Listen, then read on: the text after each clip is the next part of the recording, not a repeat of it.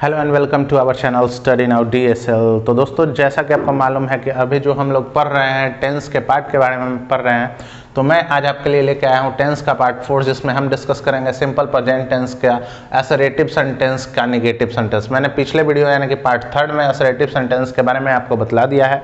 इस वीडियो में हम पढ़ेंगे असर्टिव सेंटेंस के नेगेटिव यानी कि नकारात्मक के बारे में।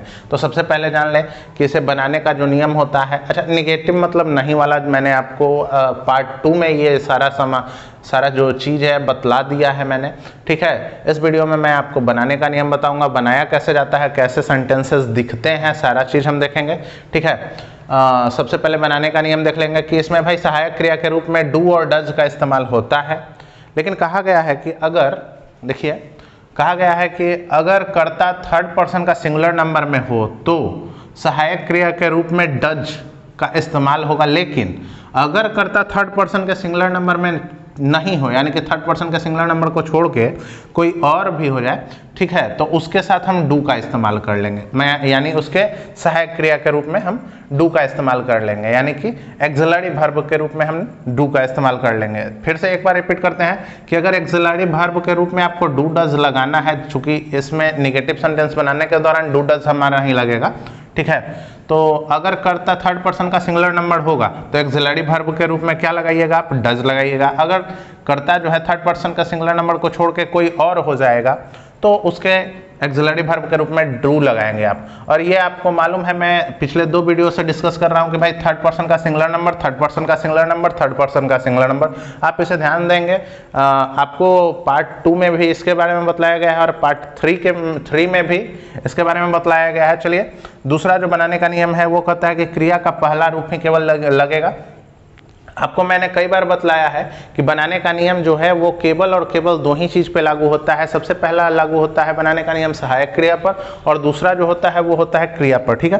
अब इसका बनाने का जो रूप होगा यानी कि स्ट्रक्चर, वो किस प्रकार से आप बनाएंगे वो समझ लीजिए आप। तो सबसे पहले सब्जेक्ट लगाएंगे, एक्सिलरी वर्ब के रूप में डू डज लगाएंगे, और उसके बाद यहाँ पे आप नॉट लगा लेंगे। क्या, यहाँ पे नॉट लगाएंगे, ठीक है। फिर उसके बाद वर्ब लगाएंगे, उसके बाद ऑब्जेक्ट लिख लेंगे। और आपको मालूम है कि एक्सिलरी वर्ब के रूप में डू और डज का इस्तेमाल करिएगा, वर्ब का पहला रूप इस्तेमाल करिएगा, ठीक है। स्ट्रक्चर मैंने आपके लिए यहाँ रख दिया है कि भाई इसे देख के आपको इसे समझने में हेल्प हो, जब मैं इसे बनाऊं तो आप समझ सकें।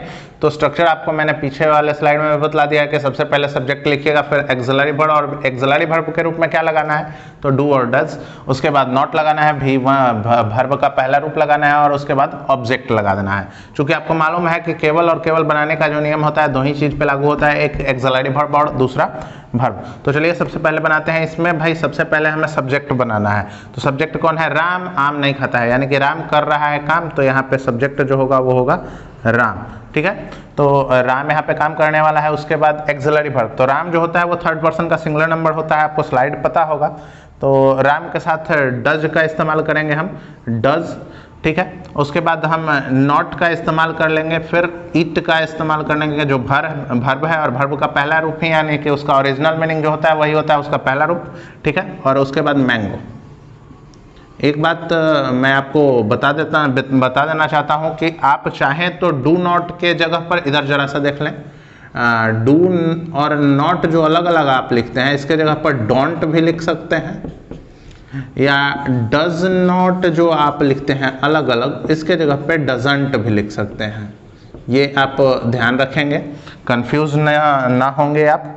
तो हम कह सकते हैं कि इसको अगर हम बनाएं तो एक हो सकता था राम डजंट इट मैंगो, ये भी हो सकता था, इसमें कोई प्रॉब्लम वाली बात नहीं है। आगे बढ़ते हैं, इसको बनाएंगे वी, चूंकि वी थर्ड पर्सन का सिंगुलर नंबर नहीं है, ये फर्स्ट पर्सन का प्लूरल नंबर है, तो वी के साथ डू का इस्तेमाल होगा। We do not go to Patna, okay. इसमें हम वी डोंट भी लगा सकते थे, don't go to Patna, we don't go to Patna. अगला चलते हैं, आई, चूंकि यहाँ आई यानी कि मैं करता है, सब्जेक्ट, उसके बाद एक्सिलरी वर्ब, तो आई जो है फर्स्ट पर्सन का सिंगुलर नंबर में आता है, इसके बाद साथ हम डू लगाएंगे।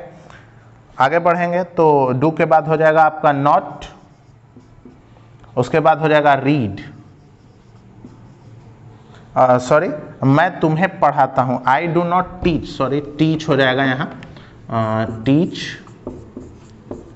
यू, तुम्हें पढ़ाता हूँ यू। ठीक है, चलिए कुछ और एग्जाम्पल्स देखते हैं। यहाँ है अगला एग्जाम्पल, तुम लोग क्रिकेट नहीं खेलते हो, तो तुम लोग का हो जाएगा यू। उसके बाद होगा डू या डज, तो यहाँ होगा डू।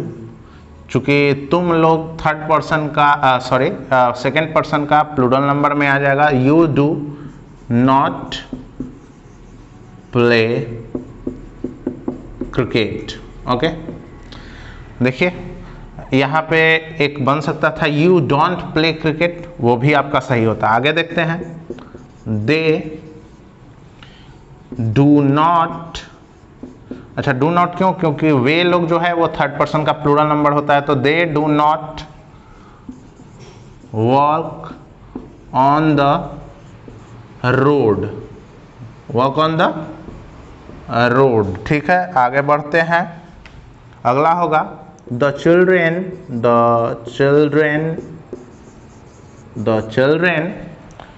डू नॉट, क्योंकि ये भी थर्ड पर्सन का प्लूरल नंबर ही होगा, डू नॉट प्ले फुटबॉल।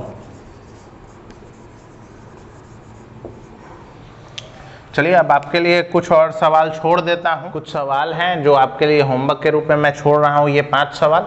सबसे पहला होगा, वह पटना नहीं जाता है, सीता और गीता सड़क पर नहीं टहलती है, राजेश क्रिकेट नहीं खेलते हैं, मैं तुम्हें नहीं पीटता हूं, आप चाय नहीं पीते हैं। मुझे उम्मीद है आपको ये वीडियो समझ में आया होगा। अगर आपको समझ में आया है तो आप इन सवालों के जवाब हमें कमेंट में लिखना ना भूलें, और आप अपने इस वीडियो के बारे में सवाल या अगर सुझाव आपको कोई भी हो तो वो भी हमें कमेंट में लिखना ना भूलें। आपको ये वीडियो कैसा लगा इसके बारे में भी हमें बतलाएं। मुझे उम्मीद है आपको ये वीडियो अच्छा लगा होगा। चलिए मिलते हैं इसी प्रकार के अगले वीडियो में, जो कि होगा आपका सिंपल प्रेजेंट टेंस का इंट्रोगेटिव टाइप 1। तब तक हंसते रहिए, मुस्कुराते रहिए, शेयर करते रहिए और पढ़ते रहिए। जय हिंद, वंदे मातरम।